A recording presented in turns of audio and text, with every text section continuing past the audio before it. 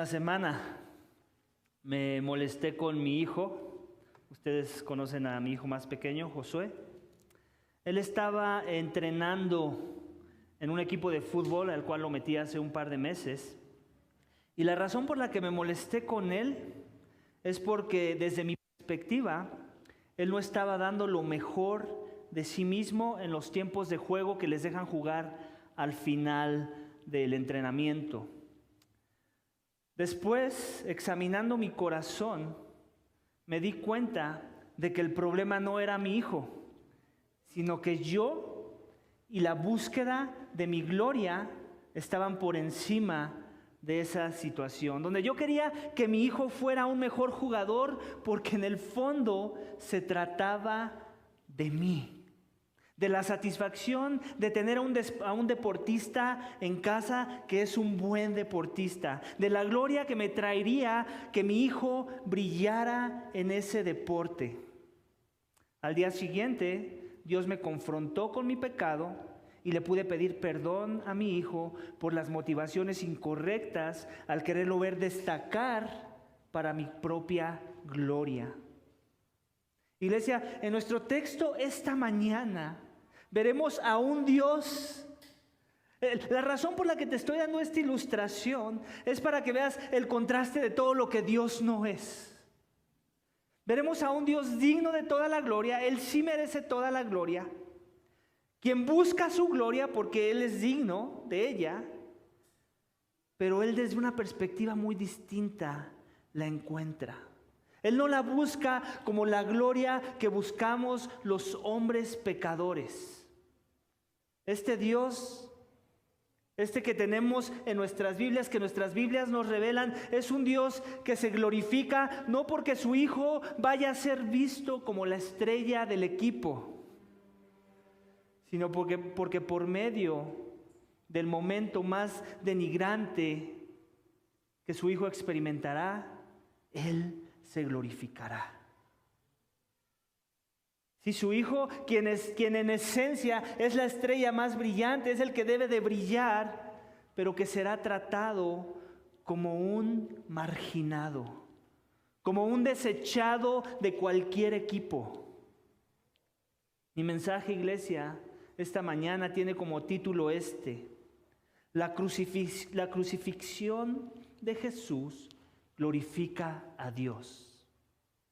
La crucifixión de Jesús glorifica a Dios. Iglesia, la pregunta que todos nos deberíamos de hacer es esta: ¿cómo? ¿Cómo, predicador? ¿Cómo es que un hecho tan horrendo como la muerte del Hijo de Dios, como un instrumento de tortura, como una cruz tan horrendo, va a traer gloria al Dios de los cielos? Iglesia, nuestro texto esta mañana nos dará 3 énfasis que responden a esta pregunta. Que estos 3 énfasis en conjunto nos van a ayudar a entender esa respuesta de cómo es que la crucifixión de su Hijo, la crucifixión del Hijo de Dios va a glorificar a Dios. Es más, si lo podemos poner en otras palabras, ese evento es el evento cúspide que Dios es glorificado aquí en la tierra de manera absoluta. No ha habido ningún evento en la historia de la humanidad que ha glorificado más a Dios que el de la crucifixión de su Hijo. Así que vamos a ver el primer énfasis en versículos 31 y 32 de nuestras Biblias, capítulo 13, versículos 31 y 32, que fue donde nos quedamos la semana pasada. Así que acompáñame a leerlos nuevamente. Dice: entonces, cuando salió, Jesús dijo: ahora es glorificado el Hijo del Hombre y Dios es glorificado en él. Si Dios es glorificado en él, Dios también le glorificará en sí mismo y le glorificará enseguida. Iglesia, el primer énfasis de estos 2 pasajes en nuestro texto esta mañana es la cruz es para la gloria de Dios. La cruz es para la gloria de Dios. Entonces, cuando salió, sabemos, nos quedamos en la parte de la narrativa de la historia. ¿Quién fue el que salió? Judas. Tú sabes, ¿alguna vez has hecho este ejercicio donde si tienes un dominó en casa, pones las piezas del dominó, las paras, y tú lo que quieres es que caigan en escaleritas, ¿cierto? Para que ocurra ese evento, ¿qué es lo que tiene que suceder? ¿Cuántas piezas tienen que caer primero? La primera, la última o la del inicio, según como tengas ordenado el arreglo de las fichas. Pero es la que tiene que empezar como un catalizador, por decirlo así, como aquella que va a iniciar que va a jalar el gatillo y que va a impulsar el efecto dominó y que caigan una por una las piezas consecutivas.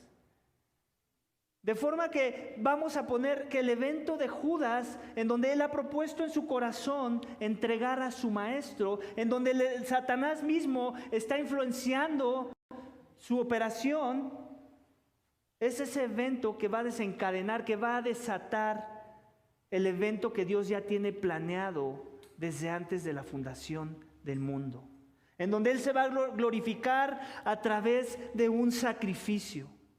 Y no cualquier sacrificio, no de un animal sin mancha y sin ninguna arruga, sin ningún defecto, sino el sacrificio de su propio Hijo. Por eso es que dice en el versículo, entonces cuando salió Jesús dijo, cuando Él dice esto de ahora es glorificado el Hijo del Hombre y Dios es glorificado en Él, no es necesariamente en que se está glorificando en el acto de lo que Judas va a hacer, que es una traición, aunque en un sentido sí lo está haciendo. ¿Por qué? Porque ese es el evento que desencadena, es la primer ficha de la hilera en el efecto dominó. Jesús está anticipando todo lo que va a disparar y que viene como consecuencia de esa traición. Él ya está dando, como dirían en el inglés, the big picture, la imagen ya más amplia del primer pincelazo de la pintura.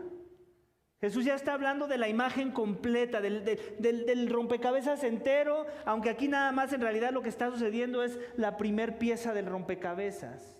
Jesús está anticipando cómo ese evento es el inicio del fin de cómo va a terminar Jesús, del fin de cómo se va a exaltar y va a glorificar el Hijo al Padre. Por eso es que dice, ahora es glorificado el Hijo, ahora, como diciendo, esto ya cayó la primera ficha, adivina qué va a pasar, que también va a caer la segunda, y va a caer la tercera, y también voy a ir con Poncio Pilato, y también me van a golpear los romanos, y también los judíos van a decir que liberen a Barrabás, y también me van a poner clavos, y también me van a poner una corona de espinas, y también me van a crucificar, y también me van a enterrar una lanza, y también me van a bajar de la cruz, y también me van a poner en una tumba, y también voy a resucitar. Él ya tiene todo en mente, iglesia. Por eso es que dice, ahora es glorificado el Hijo del Hombre y Dios es glorificado en Él. Ahora la pregunta es esta, ¿cómo este evento tan sanguinario, cómo una traición que va a llevar a un inocente a la muerte, sirve como el instrumento, como el artefacto a través del cual el Dios de los cielos, un Dios que es santo, santo, santo, se va a glorificar? ¿Qué significa que Dios va a ser glorificado? Bueno, palabras sinónimas podrían ser que Él va a obtener toda la gloria, que Él va a ser exaltado, que Él va a ser reconocido por quien Él es. Eso significa que Él va a ser glorificado. Y aquí dice que Dios va a ser glorificado, que Dios es glorificado ¿en quién? En Jesús. De forma que Jesús le va a traer toda la gloria, le va a dar su posición correcta, le va a atribuir los atributos que solo Dios posee. Pero ¿cómo? A través de este acto sanguinario. Esto debería de hacernos cortocircuito en la cabeza. ¿Cómo? ¿Qué no acaso eso era lo que hacían los pueblos paganos del tiempo de Israel y aún todavía pueblos de nuestra época? Hacen sacrificios. Yo conozco de un pastor que es parte de la familia de iglesias a la que pertenecemos. Él está en África, no recuerdo ahorita muy bien cuál es el país de África. Él tiene un ministerio, su iglesia tiene un ministerio de rescatar niños que son puestos para sacrificio para los dioses paganos de las religiones de la región. Sacrifican, a la fecha siguen sacrificando niños, ¿te das cuenta? En el paganismo de la religión humana, eso sigue sucediendo hasta nuestros días. Y su ministerio consiste en rescatar esos niños que ya han sido propuestos para ser sacrificados. ¿No te suena raro que Dios es glorificado en el sacrificio de su propio Hijo? ¿Cómo acaso nuestro Dios también es como esos dioses paganos que están esperando sacrificios de hombres? Deberíamos hacernos esas preguntas, ¿no crees? ¿Por qué se parece tanto la historia de la redención, el artefacto de la redención, el instrumento que Dios va a usar de la redención a lo que sigue pasando hasta nuestros días de la maldad que hay en el corazón del hombre? Dice en el 32, Dios es glorificado en él, Dios también se glorificará en sí mismo y le glorificará enseguida. Entonces ahí estamos viendo una transferencia de glorificaciones. Dios Padre es glorificado en el Hijo, pero también el Dios es glorificado en sí mismo cuando la gloria del Hijo es manifestada a través de su crucifixión. Otra vez, la palabra crucifixión no está aquí, pero eso es lo que tenemos que entender a la luz de lo que Cristo está diciendo cuando nos está dando la imagen visual futura. El evento que desató eso es la traición de Jesús. De forma que hay una transferencia de glorificaciones. También el Hijo es glorificado en medio de esta acción. De esta traición que lo va a llevar a su muerte y después a su resurrección.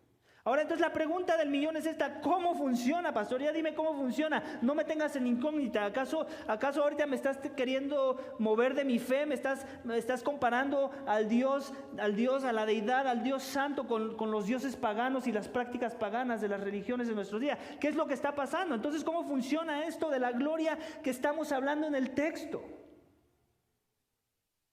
Bueno, pues funciona de esta manera. Dios es un Dios santo, santo, santo. Él es diferente. Él es, la Biblia, ya lo hemos visto, Él es luz. Y no cualquier luz, Él es luz inaccesible. Hemos visto en la visión que, por ejemplo, nos da la Biblia en el libro de Isaías, capítulo 6, en donde Isaías tiene esta visión de un Dios exaltado en su trono sublime, en donde aún él puede ver otros seres creados que también son exaltados de alguna forma, no como Dios, pero están cerca de la presencia de Dios, donde tienen 6 alas y con 2 de ellas cubren sus ojos, con 2 de ellas cubren sus pies. De forma que aún esos seres sublimes sin pecado tienen que cubrir su rostro cuando están ante la presencia de la majestad y la santidad de Dios, de su gloria. De ese tamaño es Dios. Y eso simplemente es el simbolismo de su carácter y su esencia. Que Él es el creador, que Él es la deidad, que Él es santo, que Él es justo, que Él es misericordioso, que Él es amor, que Él es eterno. Y todo eso, que son sus atributos, su esencia, ha sido corrompido por el pecado. No que Él ha sido corrompido, sino que nosotros hemos corrompido nuestra percepción de quién es Él. Y como consecuencia hemos obrado contrario a lo que Él representa y la esencia de lo que Dios es. De forma que hemos pecado y como consecuencia hemos sido destituidos de la gloria de Dios, de ese carácter que Él posee. Ya no hay claridad en poder ver como Él es. Y sobre todo el impacto que ha provocado en los corazones del hombre es que nos hemos desviado, nos hemos apartado, hemos amado más las tinieblas que la luz, como Juan nos lo ha venido diciendo en su evangelio. Y eso como consecuencia ha traído pecado de diferentes formas, colores y sabores a nuestras vidas. De forma que la justicia hemos llamado a lo bueno malo, a lo malo bueno. Hemos pervertido la justicia. El amor de igual forma lo hemos pervertido porque hemos amado mucho. Escúchame bien, has amado mucho, pero no la forma en la que Dios propuso que el hombre amara. Tu amor ha sido egoísta, ha sido centrado en ti mismo. con un enfoque centrado en tu propia gloria, así como yo fui tentado a tener un enfoque centrado en mi propia gloria la última vez que acompañé a mi hijo a su partido. Así ha sido nuestro amor, así de corrompido ha sido nuestro carácter, nada parecido al carácter de Dios. Hemos pecado y como tal somos destituidos de la gloria de Dios.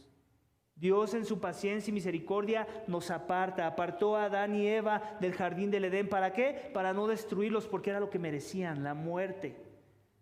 Escúchame bien, el hecho de que Dios sea santo, perfecto, sublime, exaltado en gloria, como consecuencia trae que si algo que no es similar a Él se presenta ante su presencia por automático, así como un proceso automático, natural de esa realidad, lo que no es igual a Él tiene que ser desintegrado, tiene que ser fulminado.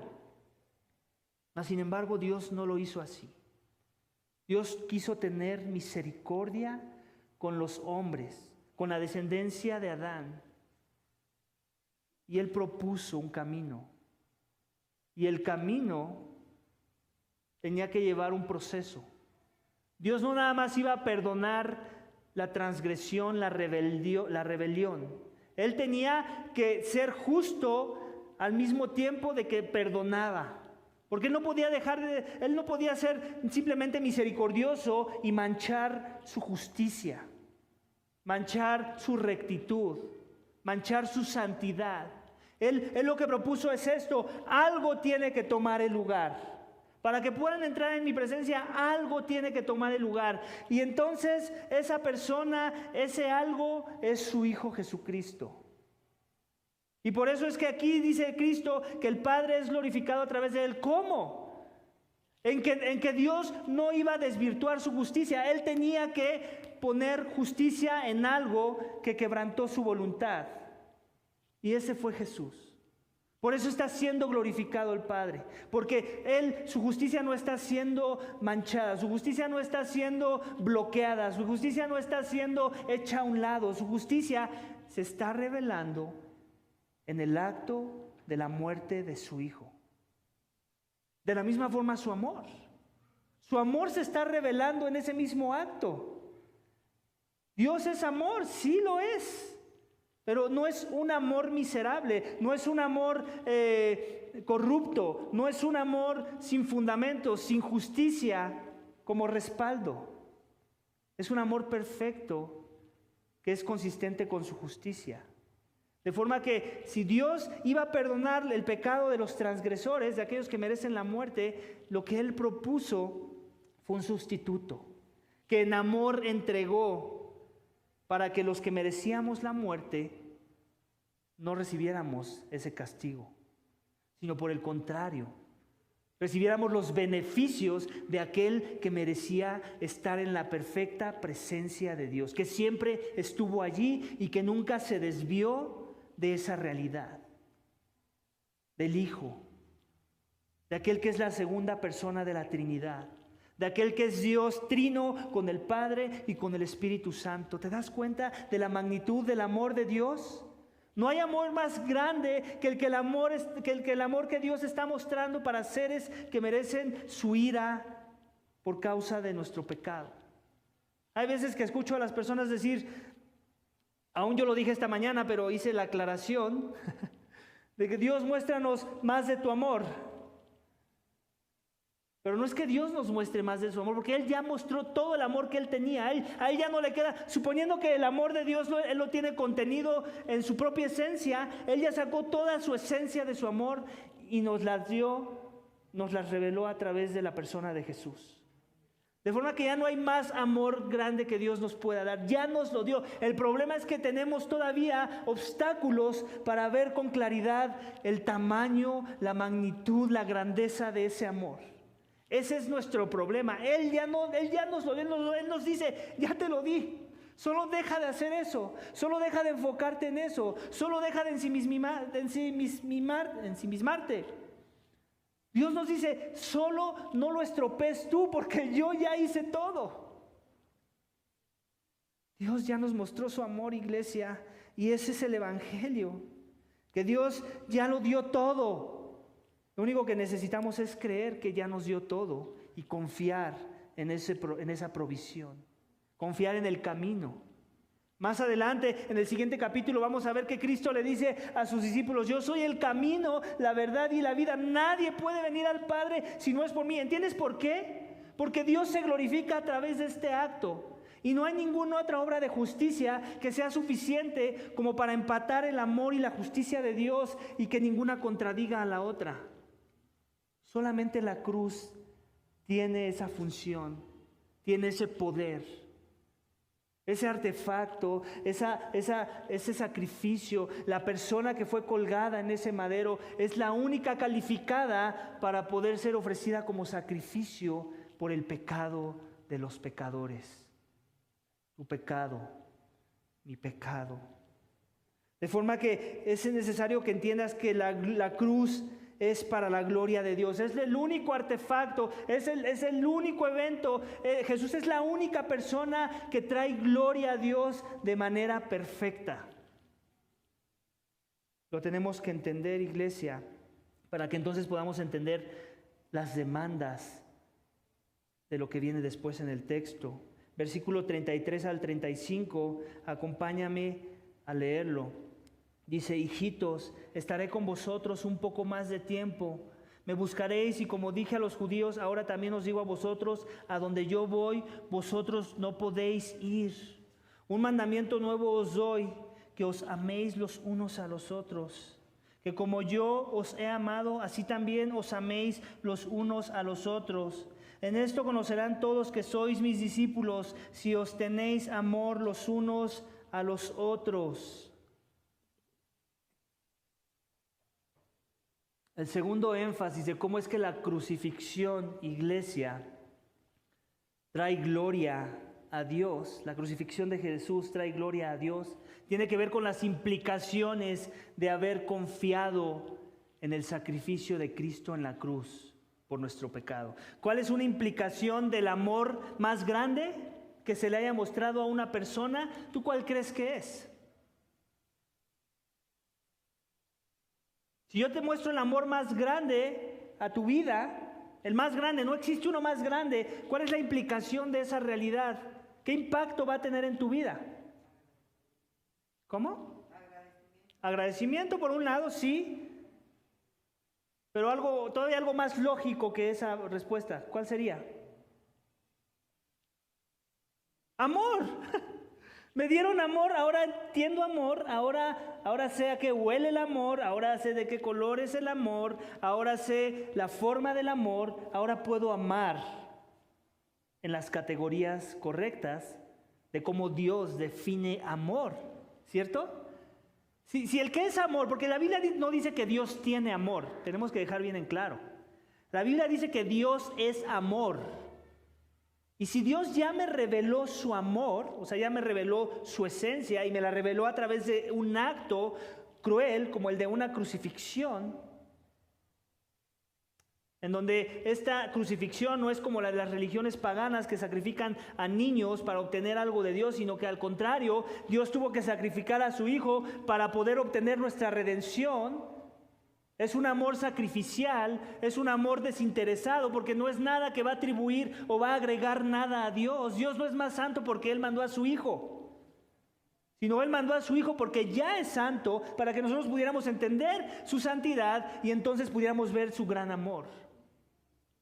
¿Te das cuenta de la diferencia? El sacrificio de Dios por su Hijo tiene una perspectiva totalmente opuesta a los sacrificios humanos, ya sea de niños o de obras de justicia con el afán de querer ganar el favor de Dios. Muchas cosas del paganismo, de la religión humana, escúchame bien, Dios las ocupa, pero no porque Él se plazca en simplemente usarlas y nada más así porque sí, sino porque Él sabe que tiene que hablar a nuestro nivel. Y muchas veces la única forma en la que vamos a entender cosas que son sublimes, que son de los cielos, es con el lenguaje que ya conocemos, el lenguaje común. Un sacrificio, pero también en el templo podemos hablar de cosas similares con el templo que propuso para que Israel construyera. ¿Recuerdas que el templo tenía su lugar de sacrificios y luego un lugar santo y luego un lugar santísimo? Las religiones paganas de los días ya tenían templos antes que Israel. Y también tenían un lugar santo y también tenían un lugar santísimo. Entonces más bien Israel le copió a las religiones paganas y después nada más le inventaron un nombre a Dios, ¿no? Eso fue lo que pasó. No fue lo que pasó. El punto es que Dios quiso usar la cosmovisión horizontal de los hombres caídos para explicar algo eterno, algo que sí es verdad del carácter y la persona de Dios. Cuando los paganos, cuando los babilonios, por ejemplo, entraban a su lugar santo y luego a su lugar santísimo, adivina qué tenían en el lugar santísimo.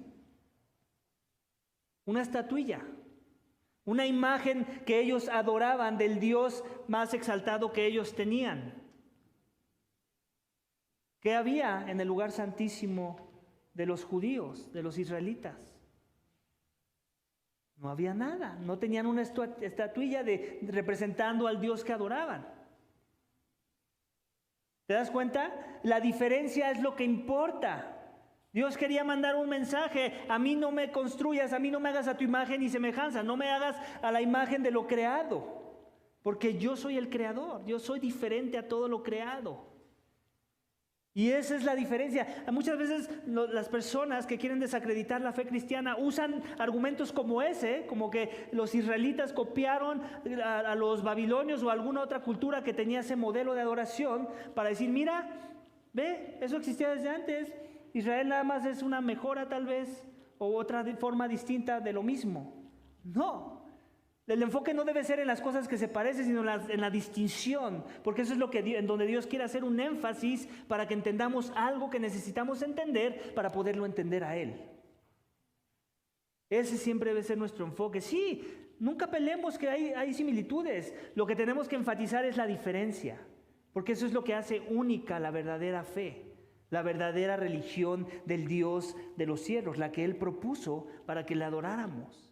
De forma que usó un sacrificio, usó un templo, pero la perspectiva es totalmente para mostrar y revelarnos su carácter, su amor desinteresado, sacrificial, donde Él ama no por el hombre, sino a pesar del hombre.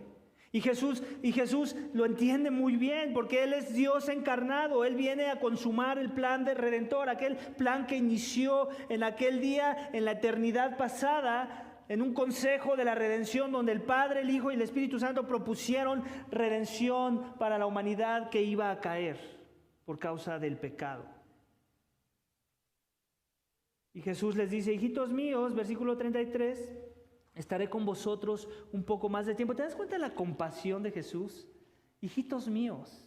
Él sabe que lo que va a empezar a hablar a sus discípulos, las cosas que les va a empezar a compartir, van a traer angustia a sus corazones. Van a traer incertidumbre, inseguridad, desestabilidad en el grupo. Entonces Él entiende eso y Él los quiere cuidar. Y les dice: hijitos míos, estaré con vosotros un poco más de tiempo. Dice: me buscaréis. Y como lo dije a los judíos, a los opositores, muchos de ellos, ahora también os digo a vosotros: a donde yo voy, vosotros no podéis ir. ¿De dónde está hablando? ¿De qué está hablando? ¿A dónde va Jesús? Otra vez nos sigue dando otra pieza del rompecabezas. Judas fue la primera pieza, ahora te estoy dando más piezas del rompecabezas. ¿A dónde voy yo? A la cruz. Ahí está hablando de manera particular a la cruz. Obviamente también la interpretación podría ser que Él regresa a su Padre, porque también lo vemos en ese lenguaje en Juan. Yo regreso a mi Padre, yo regreso de donde yo vine. Pero aquí en particular en el contexto está hablando de esa cruz. Él va a la cruz, ustedes no pueden ir. Porque aunque ustedes quisieran ir, ustedes no cuentan en este proceso de la redención. Ustedes son impuros, ustedes no son un sacrificio que vaya a ser acepto a los ojos de Dios. Y de todos modos, aunque ese fuera el caso, ustedes saldrían corriendo y así va a suceder, lo vamos a ver más adelante. Y ustedes no pueden ir. Y luego después de eso transiciona a las consecuencias, de las implicaciones de que ellos van a entender eventualmente estas palabras. Ellos hasta este punto, iglesia, hasta versículo 33 no entienden nada. Tú y yo ahorita lo entendemos porque tenemos ya todo el escrito de Juan en un libro. Y ya llegamos a conclusiones de los evangelios y de todas las cartas que Dios nos ha dado en su palabra. Pero ellos hasta este punto no entienden todavía mucho o nada. Y por eso es que dice: un mandamiento nuevo os doy.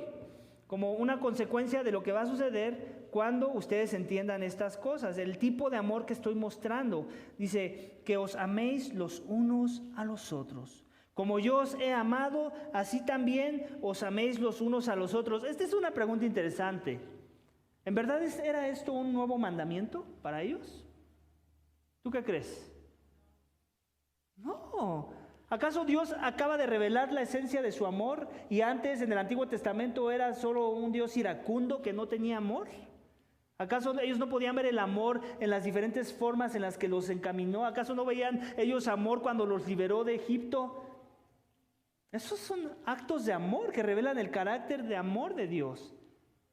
Sin embargo, aquí Él habla como si fuera un nuevo mandamiento. Obviamente, desde la perspectiva de Dios, Él nunca ha dado un mejor mandamiento ahora o hasta ahorita está revelando el mandamiento del amor, sino que Él conoce el corazón del hombre. Él conoce las tinieblas que abundan en la atmósfera de los hombres y para ellos pareciera que es un nuevo mandamiento. Desde esa perspectiva lo está diciendo Jesús. Un nuevo mandamiento os doy. En otras palabras, les está diciendo, el mandamiento no era viejo.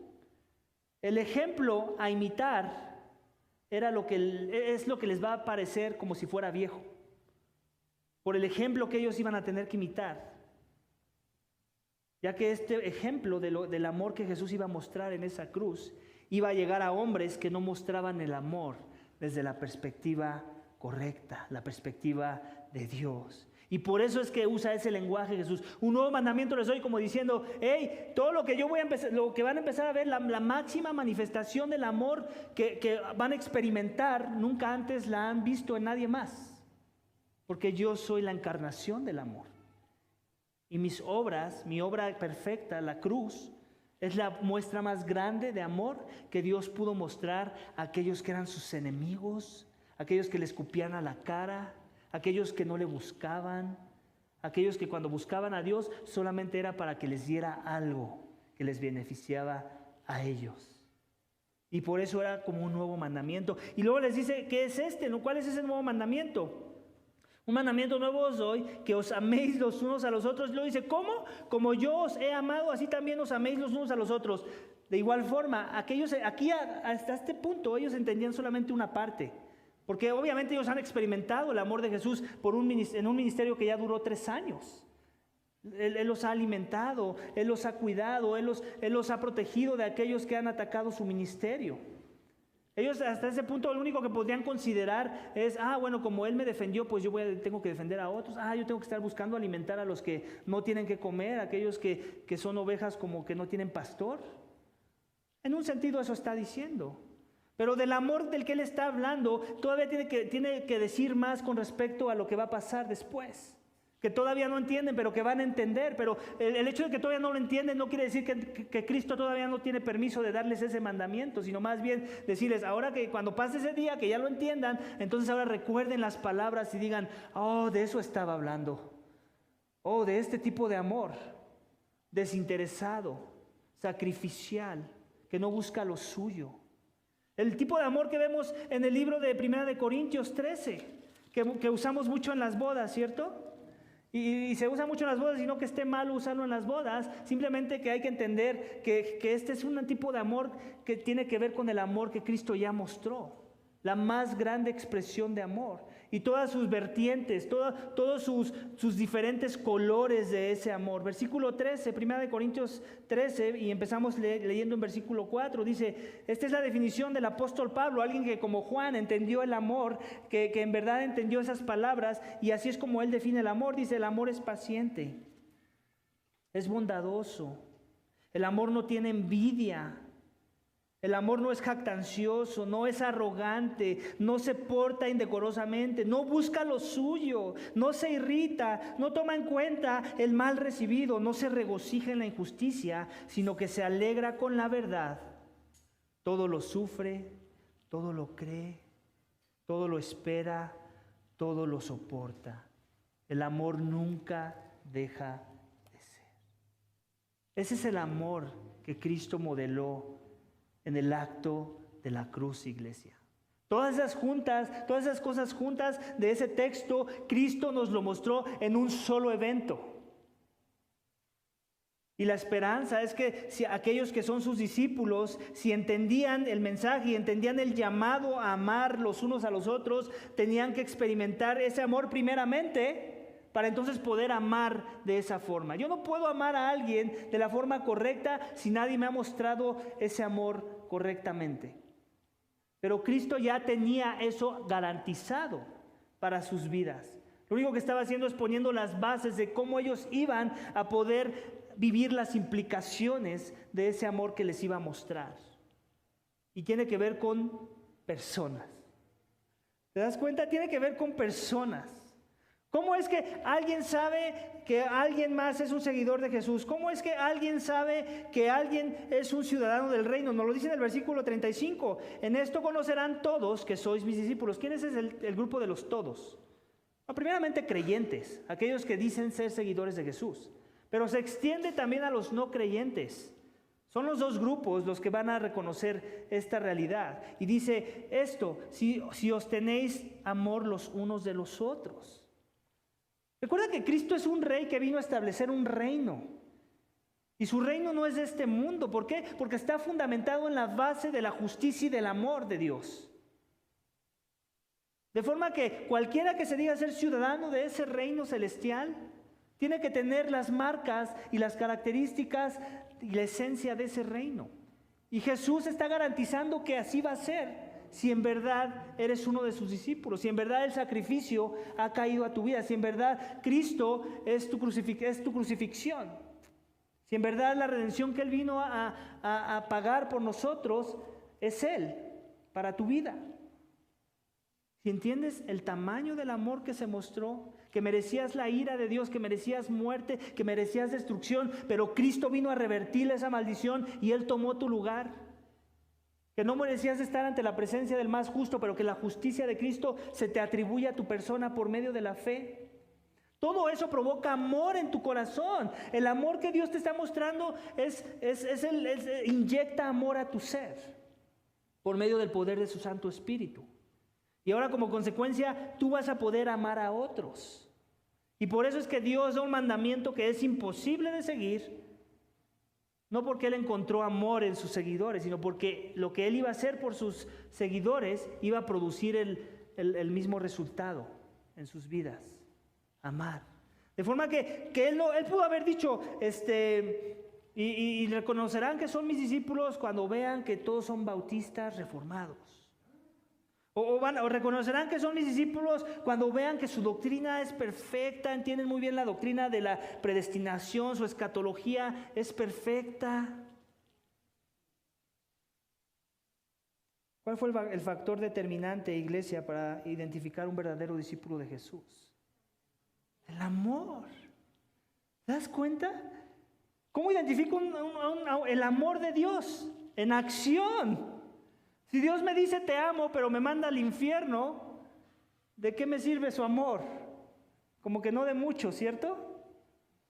Pero si Dios me dice te amo sacrificialmente, te amo sin haber dejado a un lado mi justicia, te amo a pesar de lo que eres, y lo voy a demostrar en una cruz, matando a lo más preciado, a lo que merecía mi presencia y mi amor absoluto, y que ahora lo voy a tratar como un delincuente. Si Dios te ama de esa manera, entonces eso derrite los corazones endurecidos de los hombres. Eso derrumba todo argumento para no querer amar sacrificialmente. Derrumba toda excusa de no querer hacer lo que Dios me demanda hacer ante las diferentes situaciones en donde se nos demanda mostrar amor. Siempre es en acción, iglesia, que se define quién ama. Sí, la doctrina es importante, no estoy desechando la doctrina, no estoy desechando que seas parte de una denominación sana. Pero esa nada más es un aspecto que te va a ayudar a amar correctamente. Últimamente se tiene que ver en los frutos. El fruto del amor es todo lo que ya listamos de 1 Corintios 13. Son las diferentes manifestaciones en las que el amor se va a mostrar, de tal forma que yo no puedo decir que amo a Dios mucho, pero no amo horizontalmente a los hombres. También Juan nos lo dice en sus cartas. El que dice que ama a Dios, pero que odia a su hermano, la verdad no está en él. El amor de Dios no está en él. ¿Por qué? Porque para Dios hay una discrepancia. En la economía de Dios, amar es acción. Amar es la muestra de ese amor en diferentes formas. Amar es beneficio para otros. Amar tiene que ver con algo que no se trata de mí, sino que se trata de ti. De esa forma les está pidiendo que amen. Desinteresadamente. No sé si ayuda esa palabra. Amar desinteresadamente. Ama a pesar de que no vas a obtener ningún beneficio. Es más, ama a pesar de que tal vez vas a obtener un maleficio. ¿Cómo te quedó el ojo? ¿Te ayuda a tener categorías de cómo debes estar buscando amar? Y ahorita te puedo dar muchos ejemplos de cómo luce sacrificialmente amar. Pero tampoco me tengo que gastar todo el tiempo de mi sermón para eso.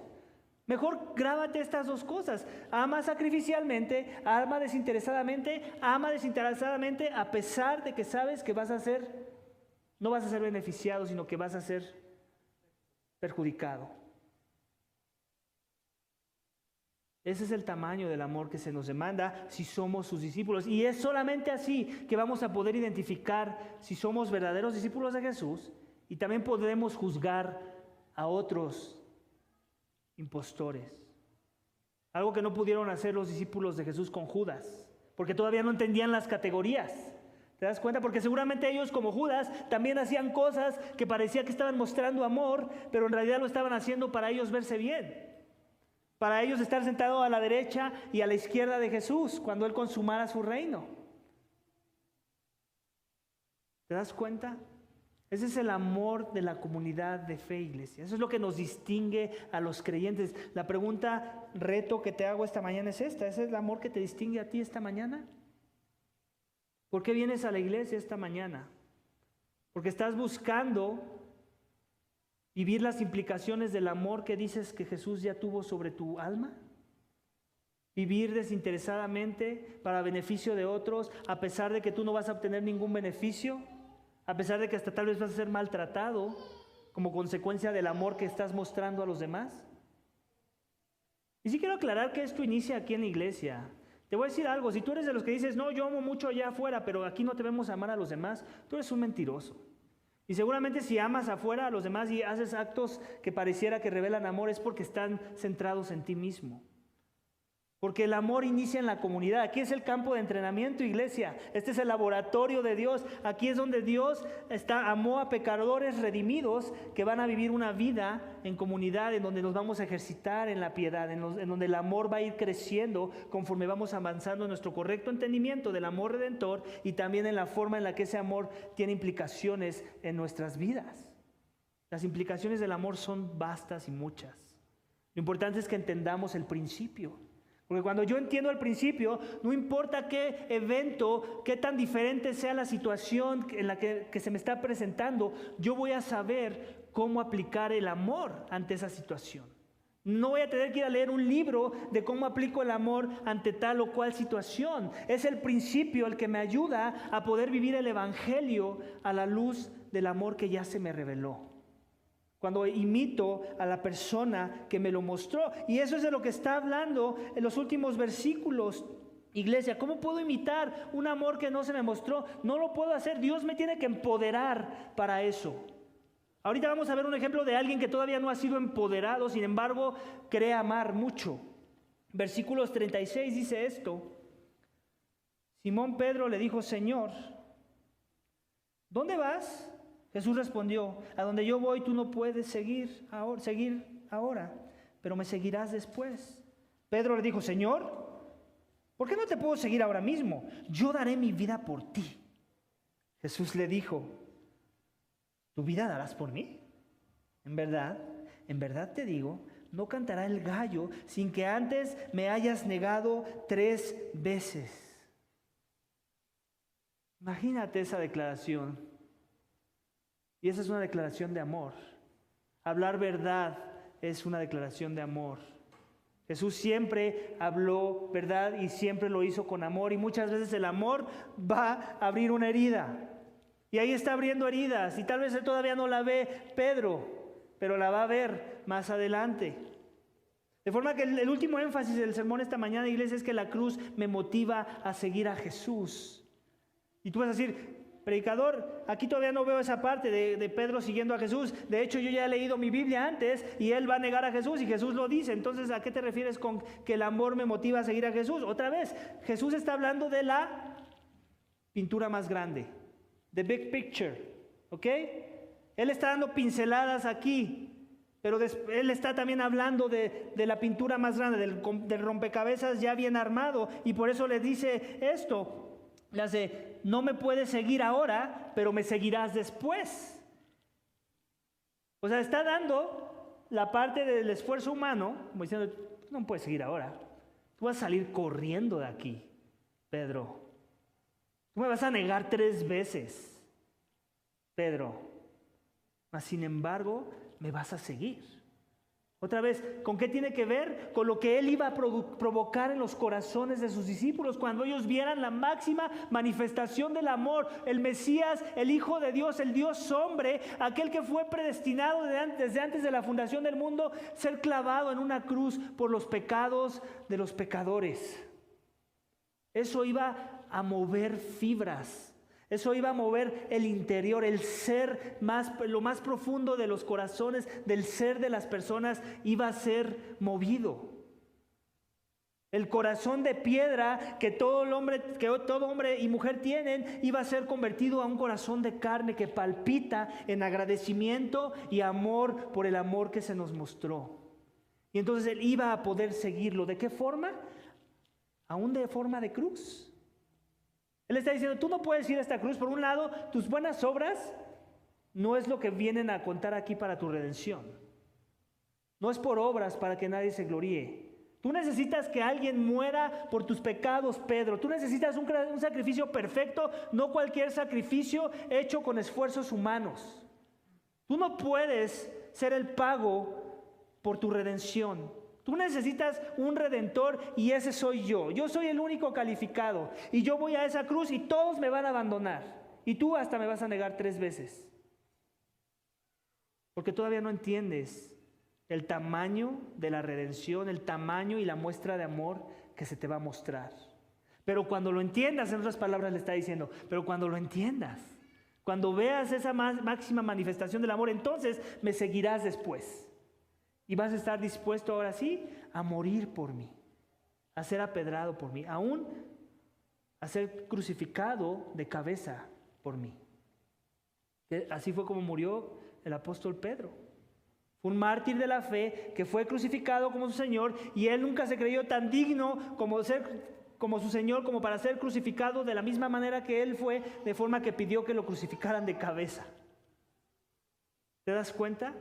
¿Cómo puede cambiar una persona su corazón de haber negado a su Señor 3 veces, sin importar que él ya había anticipado que alguien lo iba a traicionar, que en este caso fue Judas, lo sabemos, pero también sus discípulos lo traicionaron en otra perspectiva. Tal vez no fueron lo que los entregaron, pero sí lo dejaron a un lado. Otra vez, Pedro nada más era como que el vocero del grupo, pero todos tenían el mismo sentir de Pedro. Ellos sentían que ellos nunca iban a poder traicionar a su Señor. Pedro aún sacó más adelante, vamos a ver, el cuchillo para cortar orejas. Pero todavía no entendían las motivaciones correctas del tipo de reino que Jesús venía a establecer. No era un reino a la fuerza, no era un reino en los términos de los hombres, era un reino fundamentado en el amor. Y por eso es que se me demanda amor. Y por eso es que si no tengo amor, yo no soy ciudadano de este reino. Eventualmente Pedro iba a tener amor. Iba a estar dispuesto a morir por el amor que se le mostró. Pedro está angustiado. Podemos empezar a leer un poco la angustia. ¿Te imaginas los discípulos 3 años caminando con el perfecto? Con el que nunca pudieron encontrarle un pelo en la sopa. Nunca pecó. Sino por el contrario, amó a sus enemigos. Los amó a ellos mismos. ¿Te imaginas la angustia de que ahora con el que ellos han visto la esperanza de vida eterna, la esperanza de la redención de Dios, ahora les diga, me tengo que ir? Él está angustiado. Jesús es un poco sarcástico, ¿verdad? Con la pregunta, ¿y tú, tu vida darás por mí? Como diciendo, en otras palabras, sí hay que dar vida, pero el que tiene que dar vida soy yo. El que tiene que darse como un sacrificio soy yo.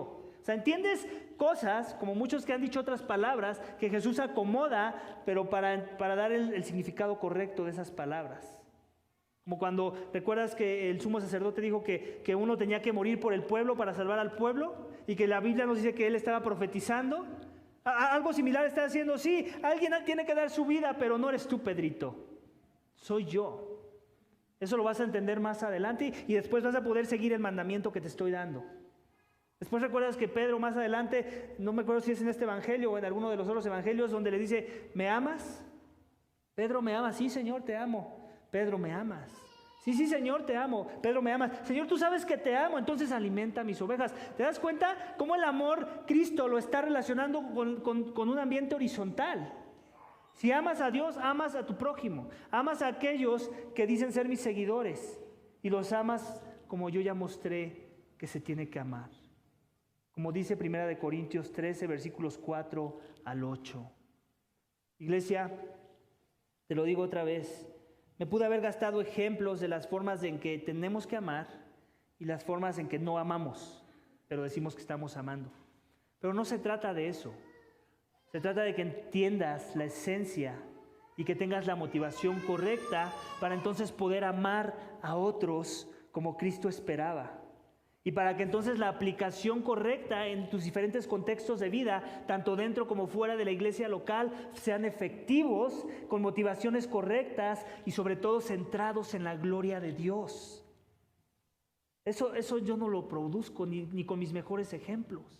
Tiene que ver con que en verdad has confiado, en verdad te has arrepentido de tus pecados, en verdad has entendido tu necesidad de un Redentor, en verdad te has arrepentido de tus pecados y te has humillado ante Él y reconocido que merecías la muerte y que solo a través de Jesús puedes tener vida y que solamente ese sacrificio único y perfecto fue necesario para que Dios ganara tu justificación y tu aceptación delante de su presencia. Si eso es verdad en tu vida, entonces ama. Tu más grande tarea esta semana es amar. Tu más grande tarea después de que acabe la última canción es amar. Tu más grande tarea cuando llegues a casa es amar. Tu más grande tarea la siguiente semana, el siguiente año, cuando venga otra pandemia o no, es amar. Y si no estás amando, te quiero decir algo. En los términos de Dios, claro, no eres del reino y necesitas venir a Jesús. Necesitas confiar en su amor. Necesitas ver la máxima manifestación de su amor en esa redención donde Él murió y resucitó. En donde Él te dio vida porque Él es la vida. En donde Él quitó el poder del pecado sobre tu vida para que tú pudieras amar. Necesitas venir a Jesús. Él es tu esperanza para poder amar. Pero nunca vas a poder amar si no vienes primero a Él. Así que arrepiéntete esta mañana si aún no le conoces. Si aún has querido mostrar amor, pero en tus términos, porque se trata de ti, en tu ensimismamiento, porque vas a obtener algo de los demás, si ellos ven que los estás amando a tus maneras. Deja de amar así, eso no te llena, eso no te va a llevar a ningún buen lugar. Y lo único que va a revelar es que no le conoces. Así que confía en Él. ¿Sabes? Es más rico amar cuando amas en los términos de Jesús. ¿Sabes por qué? Porque muchas veces en tu intento de amar, la gente te va a despreciar. O no te van a dar las gracias. O hasta te van a acusar de haberlos odiado. Y cuando eso sucede y es en mis fuerzas, adivina qué pasa. Me frustro, me amargo, yo también me enojo y entonces ahora sí no los amo y les hago daño. Eso pasa cuando quiero amar en mis términos. Pero cuando amo en los términos de Jesús y pasan esas cosas y amo como Jesús amó, no me va a importar. Porque de todos modos lo que me llena no es el amor que Dios provocó en mí, sino que el amor que Él ya me dio. El amor que Él ya me mostró, el amor que me trajo redención y me trajo aceptación en la presencia de la eternidad de Dios cuando Cristo regrese. Y entonces se ama, se disfruta más. Lo haces más consciente y desinteresadamente. Lo haces con las motivaciones correctas y sobre todo lo haces para que Dios se lleve la gloria. Y ese es el amor que se nos demanda en el texto esta mañana. Y ese amor glorifica también a Dios. La cruz glorifica a Dios. ¿Por qué? Porque la cruz es el evento central que compra la redención de nuestras almas, pero también es el que desencadena el efecto dominó para que los que no amaban, los que no buscaban a Dios, los que odiaban a Dios, ahora representen a Dios en esta tierra y en verdad funcionen como seres creados a su imagen y semejanza. Iglesia, vamos a orar. Vamos a orar para que Dios nos dé la gracia de glorificar a Dios en la contemplación de la cruz de Cristo, en tener el correcto entendimiento de esa cruz para que entonces produzca los correctos afectos en nuestros corazones que nos inciten a amar a otros como Jesús nos los mostró. Padre, te damos gracias. Gracias por tu palabra, Señor. Oh Padre, gracias por la cruz. Gracias por la cruz, porque es en la cruz donde podemos entenderlo todo, Señor. No importa cuántas cosas de la doctrina todavía no entendemos, Padre, con todo y que sean importantes de que las entendamos un día, Señor, lo más importante es lo primero que hay que entender, y si no lo entendemos, nada de lo demás lo podremos entender, porque todo se entiende a la luz de la cruz. La cruz es el filtro, la cruz es la guía, la cruz es el que pone y delimita cómo vivir todo lo demás de la doctrina, Señor. Es la cruz la que debemos de exaltar. Es la cruz la que nos mostró el más grande amor. Es Cristo clavado en esa cruz, el Dios hombre, el que era eterno, el que era infinito, el que es todopoderoso, viene a morir por los sucios pecadores que ofendían su santidad. Y es ese sacrificio, es esa muestra de amor, es su poder, es su reconciliación, es el perdón de pecados que obtenemos si hemos en verdad confiado en Él, el que nos incita a amar. Ahora queremos imitar ese amor. La cruz me motiva a seguir a Jesús, y seguir a Jesús es amar a otros como Jesús nos amó. Señor, ayúdanos a vivir ese evangelio, a vivir esa verdad. Ayuda a todo aquel que aún no ha confiado en Jesús como su Señor y Salvador esta mañana, Señor, que venga a ti, que ame como Jesús amó, pero no en sus fuerzas, sino porque ya experimentó el amor redentor, y que el resultado de esa realidad sea ahora que podemos amar y seguir a Jesús, y aún estar dispuestos a dar nuestras vidas, como eventualmente Pedro, que va a negar a nuestro Señor Jesucristo en el texto 3 veces, lo pudo hacer. No en sus fuerzas, no para su propia gloria, sino por lo que Dios ya había hecho en su corazón, y para glorificar a Dios en su vida como consecuencia del amor que se le mostró. Padre, ayúdanos. Somos una comunidad pequeña, Señor, pero si no empezamos a poner las bases correctas del tipo de amor que debemos mostrarnos a nosotros mismos y a los demás para que tu nombre sea glorificado, entonces, Padre, mejor desintegra esta iglesia. Que no queremos ser una iglesia más que nada más habla el lenguaje del amor, pero que en acción parece que nos seguimos amando a nosotros mismos y no a los demás como Cristo nos amó.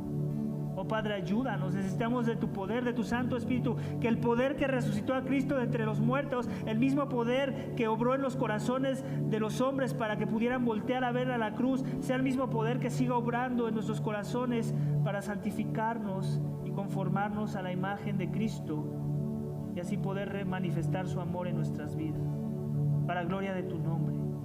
Todo esto te lo pedimos y te damos gracias, en el nombre de tu Hijo amado Cristo Jesús. Amén.